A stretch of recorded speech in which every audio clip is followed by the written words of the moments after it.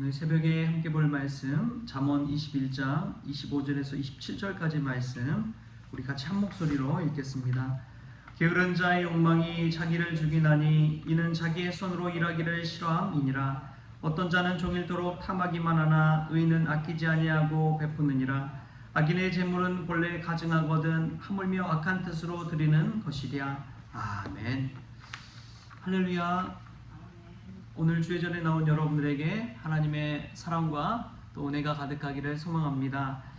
오늘 말씀 보면은 참 인생을 살아가면서 중요한 것이 무엇인지를 또 깨닫게 합니다. 25절에 보면은 게으른 자의 욕망이 자기를 죽이나니 이는 자기의 손으로 일하기를 싫어함이니라 라고 이야기합니다. 여러분, 말씀을 읽을 때 우리가 늘 좀 뒤집어서 생각해 볼 필요가 있습니다. 부정적인 것을 우리가 들을 때에 긍정적인 면을 생각해 볼 때가 있고요. 우리가 늘 잘 되고 또 선줄로 할 때 넘어질까를 늘 조심해야 합니다. 그래서 오늘 본문 말씀 생각할 때 자기를 죽이는 것이 무엇인지를 깨닫고 또 이것을 뒤집어서 우리를 살릴 수 있는 것이 무엇인지를 생각해 보면 참 지혜를 얻을 수가 있는 것이죠. 게으른 자의 욕망이 자기를 죽인다면 이거를 뒤집어서 자기를 살리는 것이 무엇인지를 생각해 봐야 됩니다. 그것은 바로 부지런한 자의 열심입니다. 여러분, 내가 늘 부족한 것만 생각하면은 늘 부족할 수밖에 없어요. 그런데 내가 정말 감사할 것을 생각해 보면 정말 감사할 것이 이렇게 많았구나 라는 것을 깨닫게 되는 것이죠.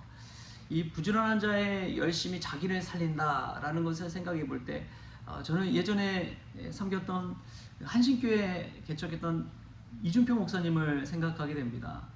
별세 신학으로 참 유명하신 분이시죠. 그런데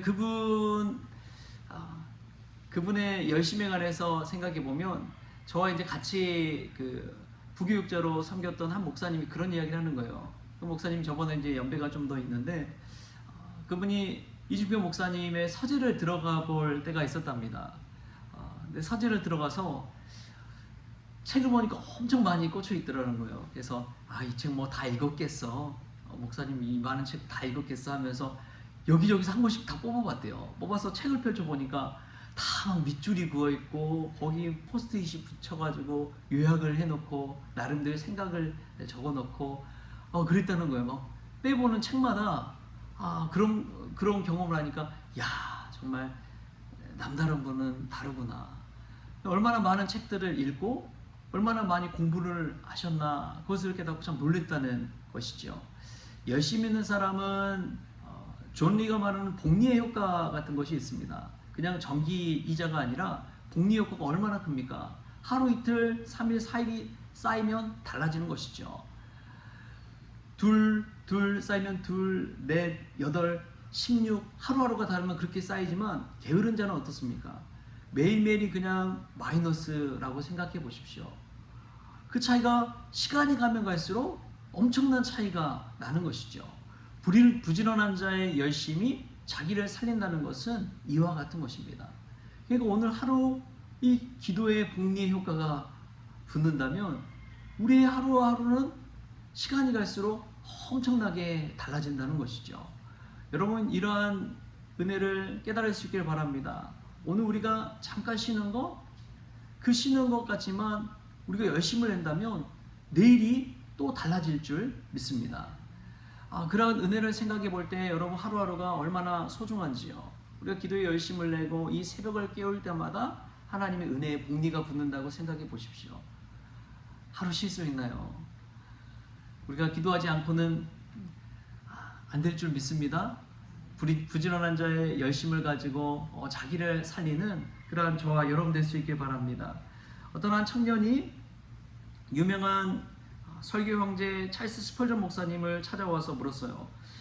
목사님, 저는 기도할 때마다 하나님께서 저를 좀 크게 쓰시기를 원하는데 왜 제 삶에는 아무런 열매가 없을까요? 왜 제 삶에는 기도는 하는데 아무런 열매가 없을까요? 라고 물었습니다. 그러자 스펄전 목사님이 이렇게 답했습니다. 청년이여, 씨앗을 뿌리지도 않고 비가 내리기만을 기도하는 농부를 보았습니까? 하나님은 거룩한 소원만 품고 가만히 있는 자가 아니라 오늘 내게 맡겨진 작은 밭을 기꺼이 일구는 자의 손길 위에 역사하십니다. 여러분, 그렇습니다. 열심을 낸다는 것은 그냥 기도하는 것에 그치는 것이 아닙니다. 우리의 삶 속에 복음의 씨앗을 심는 것과 같는 것이죠. 또 내일을 바라보면서 오늘 열심히 살며 또 손을 놀리고 발로 뛰는 것을 뜻합니다. 하루에 헛된 욕심 버리고 하나님께서 우리에게 맡겨주신 삶의 자리에서 열심으로 살아갈 수 있기를 축복합니다. 우리 교회뿐만 아니라 한국교회가 살아날 수 있는 비결은 무엇일까? 그것은 교회 안에서 믿음의 승부를 보는 것이 아니라 세상에서 믿음의 승부를 보는 것인 줄 믿습니다. 교회에서 아무리 믿음 좋다고 인정받고 칭찬받고 여러분 물론 귀하죠. 그런데 세상에서 믿음으로 승리할 때 하나님께서 더 큰 은혜와 축복을 내려주실 줄 믿습니다. 여러분, 그것이 참된 믿음 아닙니까? 교회에서 믿음 증명을 하려고 하면 다 믿음 있죠. 다 기도하죠. 다 예배드리고 봉사하고 헌신하죠.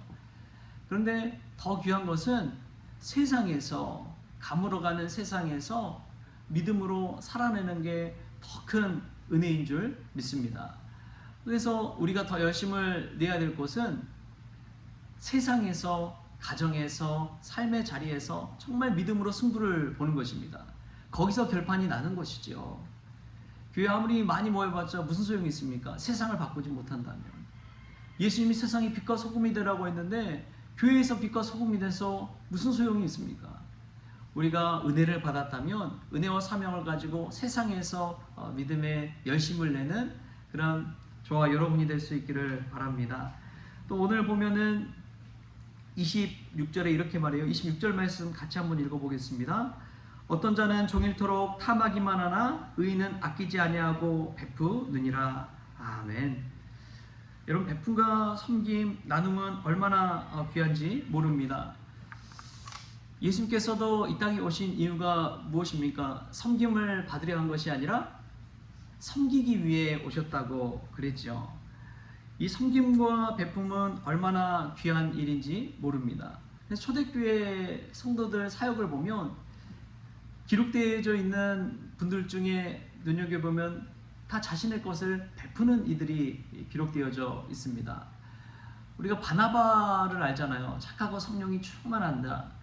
근데 그 자가 했던 것이 자기의 밭을 팔아서 사도들 앞에 내어놓았다는 것이죠. 그래서 자기 가진 것으로 자기 욕심을 채우기보다 자기 가진 것을 기꺼이 성도들과 함께 나누고 가난한 자들을 구제하는 데 사용했다는 것입니다. 그러므로 교회가 더 든든히 세워져 가고 복음이 더 힘있게 전해질 수가 있었던 것이죠. 그러한 나누는 삶 또 뿐만 아니라 도르가라는 여인도 그랬죠. 자기가 가진 능력을 가지고 은사를 가지고 이 옷을 지어서 많은 이들에게 나누고 베풀고 섬겨 주었습니다. 그 기억이 남는 것이죠. 제가 참 보면은 성도들이 하는 이야기가 우리 성도님들 중에 우리 김옥성 권사님 수제 뭐예요? 수세미를 만들어서 나눠주셨잖아요. 몇 년에 걸쳐서 그렇게 나눠주시는 그 수세미를 쓸 때마다 얼마나 감사한지요.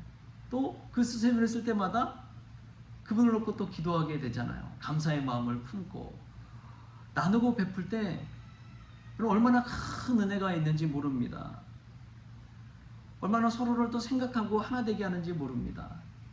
나누고 베풀 때에 그 열매가 얼마나 풍성해지고 또 다른 많은 사람들에게 은연중에 그리스도의 향기를 전해주게 되는 것입니다. 그 한 땀 한 땀 만드는 그 수고와 시간들, 땀, 그 마음, 그 하나로 설거지할 때마다 막 느껴지잖아요. 얼마나 감사한지요. 의인의 베품이 이와 같습니다. 여러분, 사도 바울도 이야기하잖아요. 주는 자가 복되도다고. 뭔가를 나누고 베풀 때 그 기쁨이 천국의 기쁨과 같다는 것이죠. 천국의 기쁨을 미리 누릴 수 있는 것이 의인이 베푸는 것과 또 주는 자가 이 복되다는 그 복됨의 기쁨을 누리는 것인 줄 믿습니다. 오늘 나에게 주신 달란트와 또 하나님 주신 은혜가 있다면 그것을 의인처럼 기꺼이 나누십시오.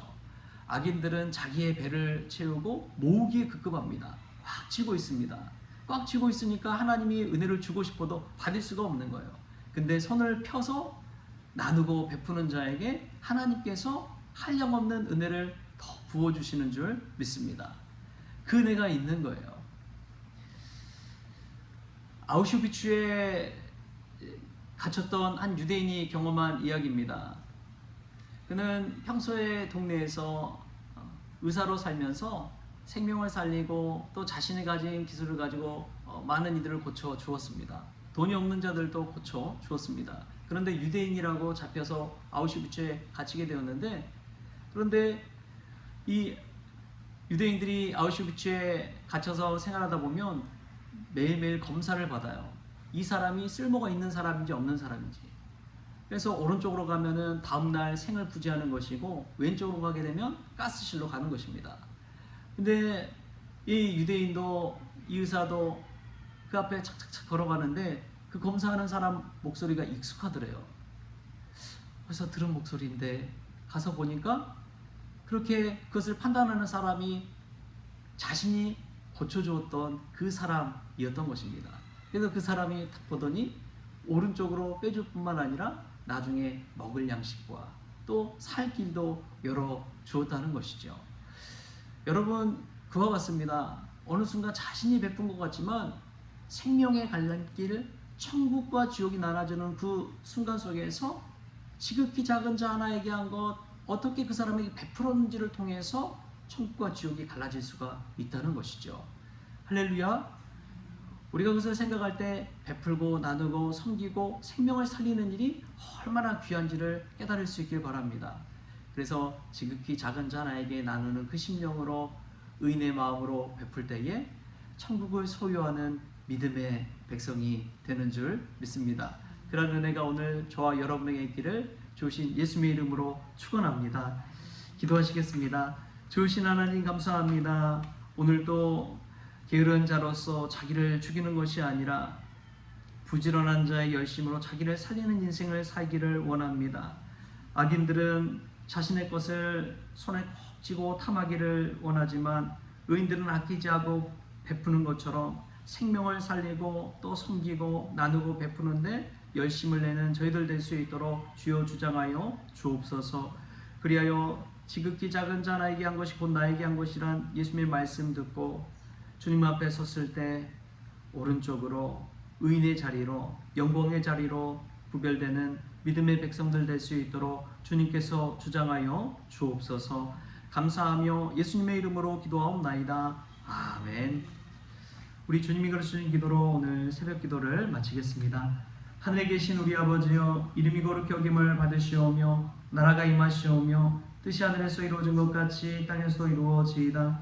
오늘 우리에게 일용할 양식을 주시옵고 우리가 우리에게 죄진 자를 사하여 준 것 같이 우리 죄를 사하여 주시옵고 우리를 시험에 들게 하지 마시옵고 다만 악에서 구하시옵소서. 되게 나라와 권세와 영광이 아버지께 영원히 있사옵나이다. 아멘.